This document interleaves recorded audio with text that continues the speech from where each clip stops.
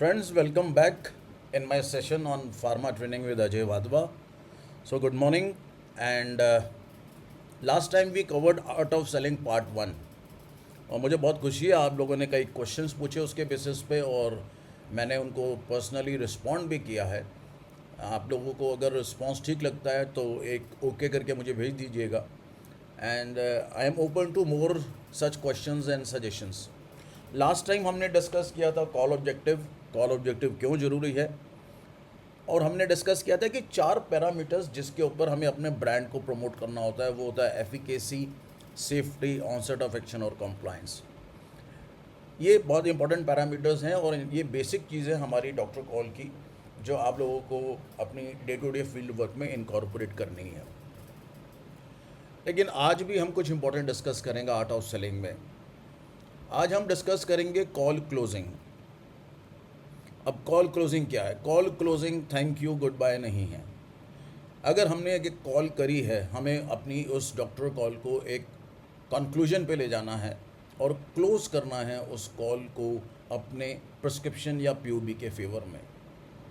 कोई भी doctor call अगर क्लोज नहीं करी है तो वो एक तरीके से कॉल ही नहीं मानी जाती, बिकॉज आपका जो ऑब्जेक्टिव आप लेके चले थे, शुरू किया था, वो फेल हो जाएगा।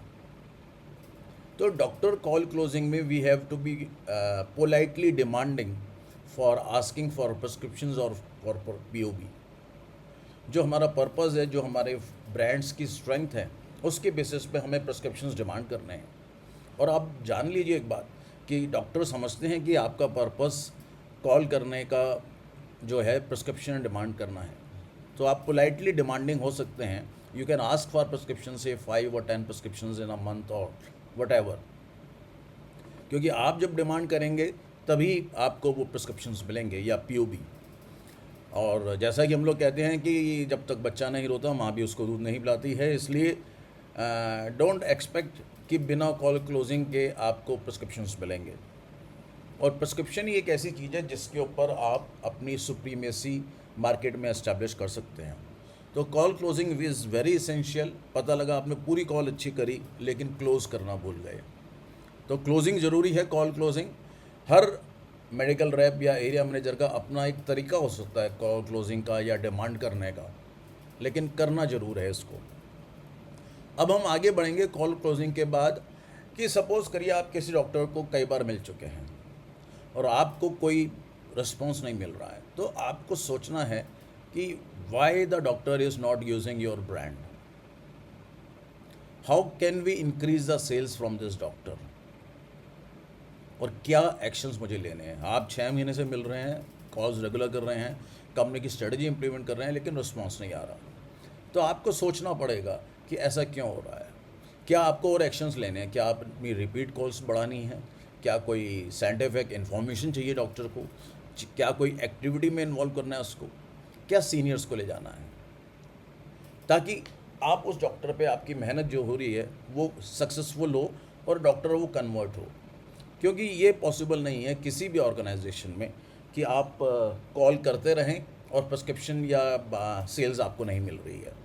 तो ये आपको खुद सोचना है और क्या एक्शंस लेने हैं वो अपनी कंपनी की स्ट्रेटजी के हिसाब से डिसाइड करना है। कुछ छोटी सी बेसिक मोबाइल मैनर्स का ध्यान रखना है। मोबाइल को कायदे से यूज़ करना है, कॉलर ट्यून अच्छी होनी चाहिए, लो वॉइस होनी चाहिए, और बाहर जाके अटेंड करें कॉल आती है तो। कोई नेगेटिव डिस्कशन में ना करें कंपनी के बारे में, ना पॉलिटिकल डिस्कशन करें, ना रिलीजियस डिस्कशन करें। इन सब से कोई बेनिफिट नहीं होगा। एक इम्पॉर्टेंट पैरामीटर है लिसनिंग स्किल्स। आप लोग शायद समझते हों कि सेल्स के लोगों को सिर्फ बोलना है, ऐसा नहीं है। लिसनिंग इज़ वेरी इंपॉर्टेंट, और लिसनिंग के लिए आपको बहुत अटेंटिव रहना पड़ेगा कॉल में।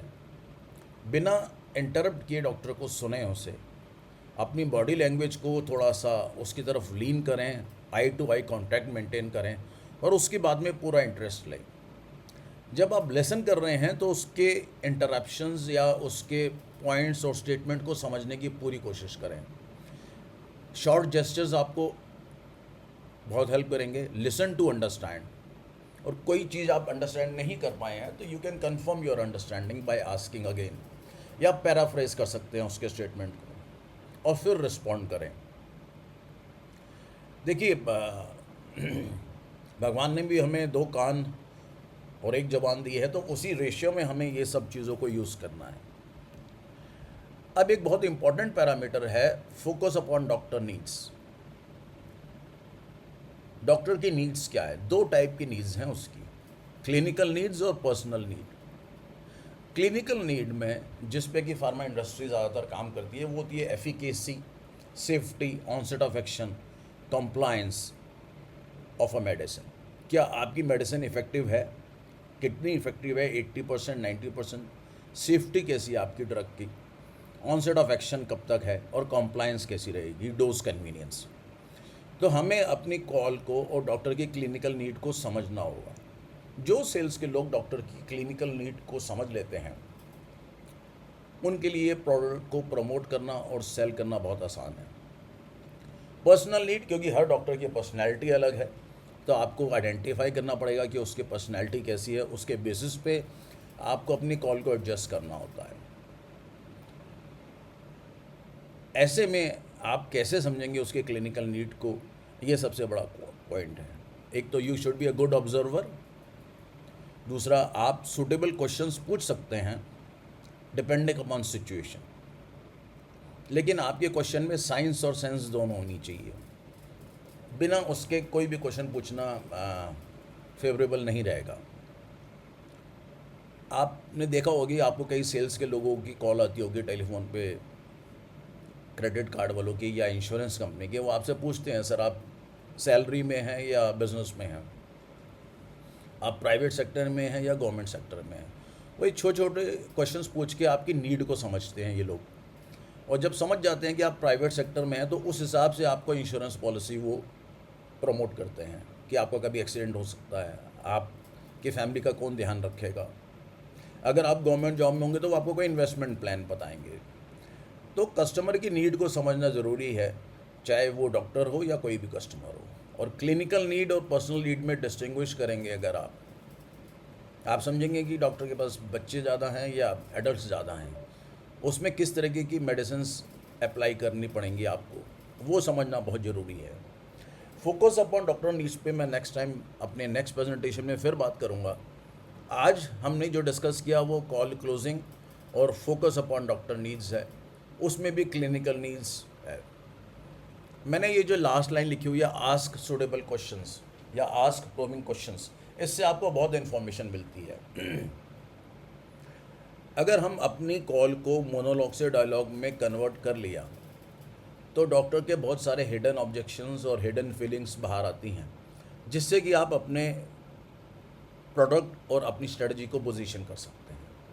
और ये गेम चेंजर होता है कई बार अगर आपने ठीक से अपने क्वेश्चंस को प्रोबिंग क्वेश्चंस स्टार्ट किए हैं।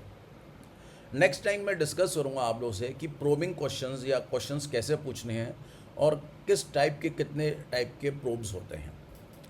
तो फ़िलहाल के लिए दोस्तों इतना ही, और you are most welcome to ask any questions on my email ID trainerajaywadwa@gmail.com। Next time हम फिर कनेक्ट होंगे दोस्तों। Thank you so much, bye bye.